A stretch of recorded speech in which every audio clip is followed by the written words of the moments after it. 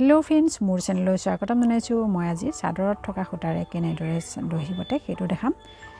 এই দহি ডিজাইনটো সকলোতকৈ ভাল ডিজাইন, সকলোতকৈ ভাল লাগে। একেবাৰে সহজভাৱে দেখাম।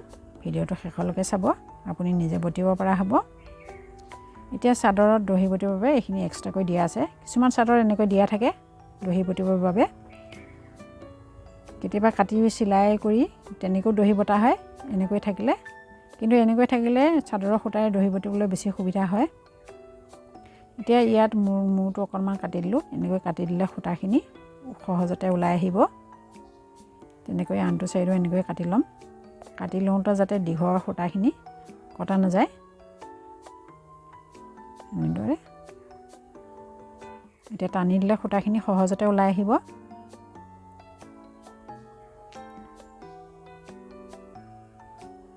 এয়া তেনেদৰে মই গোটেইখিনি সূতা উলিয়াই ল'ম। সূতাখিনি উলিয়াই ল'লোঁ মই। এতিয়া মই দহিও বটিলোঁ ইমানখিনিলৈকে। এইখিনি কেনেকৈ বটিলোঁ সেইটো দেখাম এতিয়া।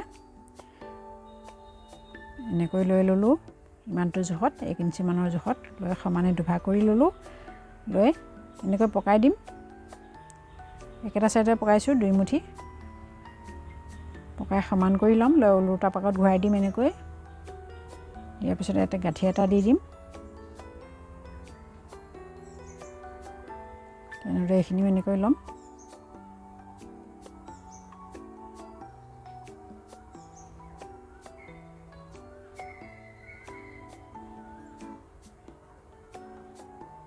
এনেকৈ গাঁঠি দি দিলোঁ। এতিয়া দহি বটিবৰ বাবে এইখিনি সূতা লৈছোঁ মই। সূতাখিনি আগৰ দহিখিনি যিমান জোখত লৈছিলোঁ সিমান জোখতে লৈছোঁ। আপোনাক যদি ইয়াতকৈ দীঘলকৈ লাগে তেনেহ'লে দীঘলকৈ লৈ ল'ব। এতিয়া সূতা মুঠি দিয়ে গাঁঠি এটা দি দিলোঁ। এতিয়া বেজিত একে কালাৰৰ সূতা লগাই লৈছিলোঁ মই। সূতা ভৰাই লৈছিলোঁ। এতিয়া ওলোটা চাইডৰ যিটো বেজিৰ আনটো মূৰত থকা সূতাৰে মই এনেকৈ 3-4 পাকমান ভালদৰে দি দিম টাইট কৰি। এতিয়া বেজিটোৰে ভালদৰে গাঁঠি দিম। 2 বা 3টা গাঁঠি দি দিম। এনেকৈ বেজিটো ভৰাই ইফালে সূতাখিনিৰ লগত মিক্স কৰি দিলোঁ।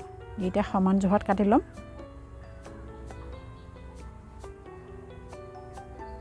এয়া তেনেদৰে এইটোও কৰি দেখাম। এনেকৈ দি দিলোঁ। দি গাঁঠি এটা দি দিম। একেবাৰে সহজ হয়। এতিয়া বেজিটোত থকা সূতাডালেৰে প্ৰথমতে পকাম। পকাই তাৰপিছত গাঁঠি দি দিম।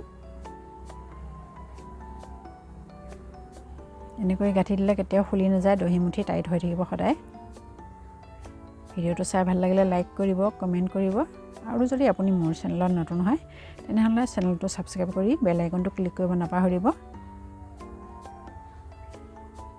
এতিয়া গোটেইখিনি মই দহি বটিলোঁ। তাৰপিছত এইখিনি য'ত য'ত অসমান হৈ আছে সেইখিনি কেঁচি দি সমান কৰি কাটি ল'লে ধুনীয়া জোখৰ হৈ যাব। এয়া